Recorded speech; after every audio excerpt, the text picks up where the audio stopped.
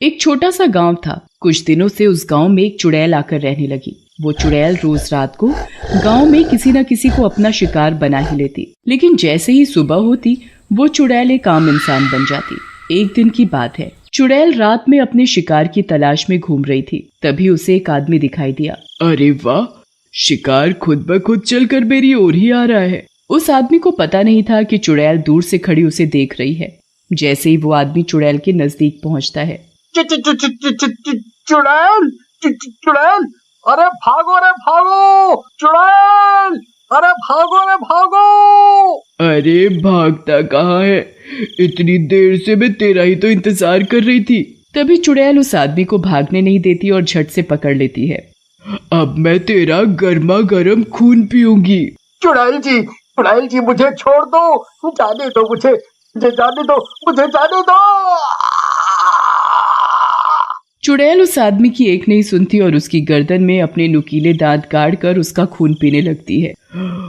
मजा ही आ गया खून पीकर। खून पीने के बाद चुड़ैल आसमान में निकले चांद की तरफ देखकर उससे शक्ति लेने लगती है। ये चांद ही तो मेरी शक्ति का राज है। और फिर कुछ ही देर में सुबह होने वाली होती है। इससे पहले कि कोई मुझे देखे मुझे यहाँ से चले जाना चाहिए। और फिर जैसे ही सुबह होती है, देखते ही देखते चुड़ैल एक आम औरत के रूप में आ जाती है। मेरी शक्ति,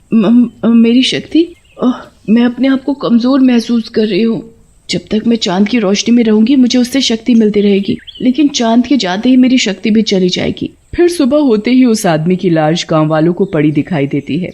अरे रे, इतनी बेरहमी से पता नहीं इसे किसने मारा होगा। वो चुड़ैल भी वहीं खड़ी खड़ी गांव वासियों की बात सुन रही थी। इन्हें क्या पता कि इस आदमी को मैंने ही मारा है। वो चुड़ैल वहीं गांव में एक छोटी सी झोपड़ी बनाकर रहती थी। वो दिन में आम लोगों की तरह रहती थी और दिन में वो किसी को भी कोई नुकसान नहीं पहुंचाती थी, लेकिन जैसे ही रात होती वो अपने असली चुड़ैल रूप में आ जाती और चांद की रोशनी में अपना शिकार ढूंढने लगती। एक दिन की बात है, चुड़ैल बहुत कमजोरी महसूस कर रही थी। पता नहीं ये चांद कब निकलेगा जिससे मैं उसकी रोशनी से शक्ति ले सकूं। फिर कुछ ही देर में रात हो जाती है और वो चुड़ैल चांद की रोशनी में शिकार ढूंढने लगती है। तभी उसे एक आदमी दिखाई देता है। चुड़ैल उस आदमी को देख मन में सोचने लगती है, तू शिकार ढूंढ रही थी और ले तुझे शिकार मिल ही गया। चुड़ैल उस आदमी को पकड़कर उसकी गर्दन में अपने नुकीले दांत गाड़कर उसके खून पीने लगती है। इन इंसानों का खून कितना गर्म होता है, पीकर मजा ही आ जाता है। इससे पहले कि सुबह हो मैं और शिकार ढूंढ लेती हूँ। फिर कुछ ही देर में सुबह हो जाती है और चांद भी गायब हो जाता है और चुड़ैल भी एक आम इंसान बन जाती है। पता नहीं ये चांद दिन में गायब क्यों हो जाता है, इसकी वजह से ही तो मुझे शक्ति मिलती है। फिर जैसे ही सुबह होती है तो गाँव वासियों को दूर उस आदमी की भी लाश मिलती है।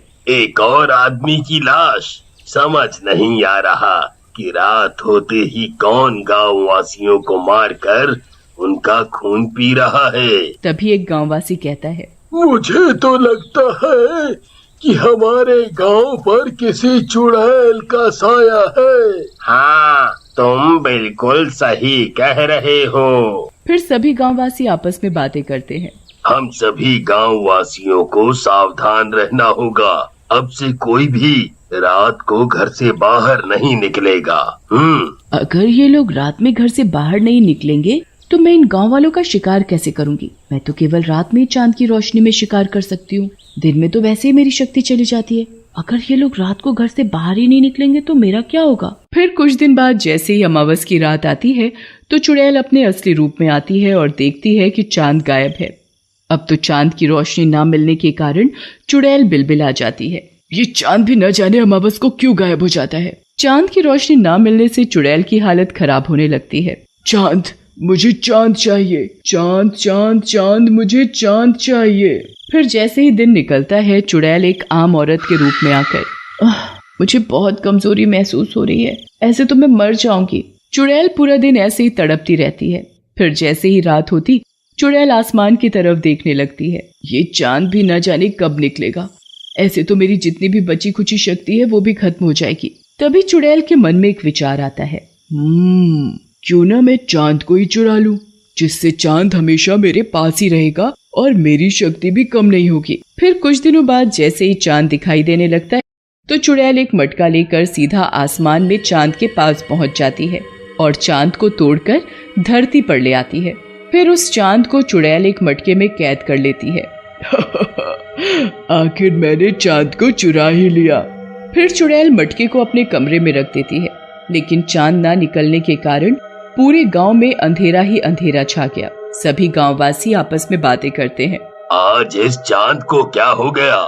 कितनी देर हो गई, निकल ही नहीं रहा। सारी रात निकल जाती है पर चांद नहीं निकलता। ऐसे ही कुछ दिन बीत जाते हैं पर चांद फिर भी नहीं निकलता तो गांववासियों को चिंता सताने लगती है। न जाने ये चांद को क्या हो गया है जो आजकल दिखाई ही नहीं देता। आज से पहले तो ऐसा कभी नहीं हुआ। ये तो बड़ी चिंता की बात है भाई। अब तो चुड़ैल को जब भी चांद की रोशनी की जरूरत पड़ती तो वो मटके से चांद को निकालकर उसकी रोशनी से शक्ति ले लेती और फिर चांद को वापस मटके में ही कैद कर देती। और अंधेरा होने की वजह से चुड़ैल रोज रात को और भी मजे से गांववासियों का शिकार करती, पर किसी को ये बात पता नहीं चल पा रही थी कि गांववासियों को कौन मार रहा है। ऐसे ही एक दिन की बात है, चुड़ैल रात को मटके से चांद निकालकर उसकी रोशनी से शक्ति ले रही थी। तभी उधर से एक आदमी गुजर रहा था तो वो चुड़ैल के घर से आती हुई रोशनी देखकर रुक जाता है। सभी जगह अंधेरा है, फिर इस औरत के घर से ये रोशनी कैसे आ रही है? फिर वो आदमी उस औरत की खिड़की से झांक कर देखता है। चुड़ैल, अरे मर गया रे, ये तो औरत नहीं चुड़ैल है। अरे भैया रे, अब क्या होगा? फिर वो चुड़ैल मटके से चांद की रोशनी लेने लगती है। अच्छा, तो इसी ने चांद की चोरी की है, तभी इतने दिनों से चांद दिखाई नहीं दे रहा। तभी वो चुड़ैल घर से निकलकर शिकार की तलाश में जाने लगती है तो वो आदमी भी चुपके चुपके उसके पीछे पीछे चल देता है। तभी चुड़ैल को एक आदमी दिखाई देता है और वो अपने नुकीले दांत उस आदमी की गर्दन में गाड़कर उसका खून पीने लगती है। अरे अरे, छोड़ चुड़ैल उस आदमी को। मैं भी क्या करूं, मैं इसे चाह कर भी नहीं बचा सकता। हाँ, ये बात मुझे जल्दी ही गांव वालों को बतानी पड़ेगी। फिर जैसे ही सुबह होती है वो आदमी गांव वालों के पास जाता है और उन्हें पूरी बात बताता है। फिर सभी गांववासी गांव के पुजारी के पास जाते हैं। पुजारी जी, चांद इतने दिनों से गायब नहीं हुआ, बल्कि उसे चुड़ैल ने चुराया है, जो हमारे ही गांव में रह रही है। ये तो प्रकृति के विरुद्ध है। अगर चांद को उसकी सही जगह नहीं पहुंचाया तो अनर्थ हो जाएगा। पुजारी जी, कोई तो उपाय होगा उस चुड़ैल से बचने का और चांद को उसकी सही जगह पर पहुंचाने का। पुजारी जी अपनी आंखें बंद कर पता लगाते हैं। उपाय तो है। पुजारी जी, बताइए ना, चुड़ैल से बचने और चांद को सही जगह पर पहुंचाने का क्या उपाय है? हम हर उपाय करने के लिए तैयार हैं। तो ठीक है, ध्यान से सुनो।